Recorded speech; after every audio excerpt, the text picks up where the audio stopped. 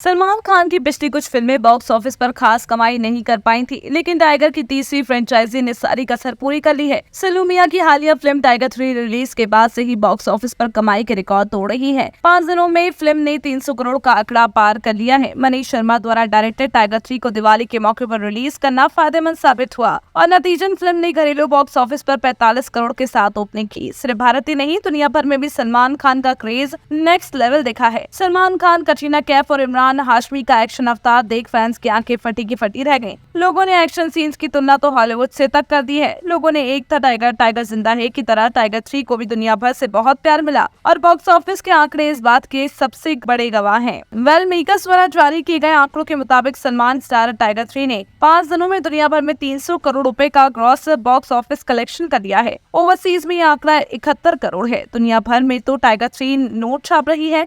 भारत में भी क्रेज अलग लेवल पर है। सलमान खान की फिल्म ने अब तक घरेलू बॉक्स ऑफिस पर 200 करोड़ से ज्यादा ग्रॉस कलेक्शन कर लिया है। नेट कलेक्शन 188 करोड़ 25 लाख है। आईसीसी वर्ल्ड कप 2023 के सेमीफाइनल की वजह से फिलहाल फिल्म की कमाई पर थोड़ा असर पड़ा था, लेकिन अब उम्मीद है कि वीकेंड पर ये मूवी अच्छा खासा कलेक्शन करेगी। पर आपको बताते हैं टाइगर 3 का डिवाइस कलेक्शन क्या रहा। पहले दिन 44 करोड़ 50 लाख, दूसरे दिन 59 करोड़ 25 लाख, तीसरे दिन 44 करोड़ 75 लाख, चौथे दिन 21 करोड़ 25 लाख, पांचवें दिन 18 करोड़ 50 लाख का टाइगर 3 ने बिजनेस किया है। वेल इस मूवी में कटरीना कैफ और भाईजान की जोड़ी काफी ज्यादा ब्लॉकबस्टर हिट साबित हो रही है। ट्रेंडिंग बॉलीवुड अपडेट से बने रहने के लिए आप हमारे चैनल को लाइक, शेयर और सब्सक्राइब करना ना भूलें।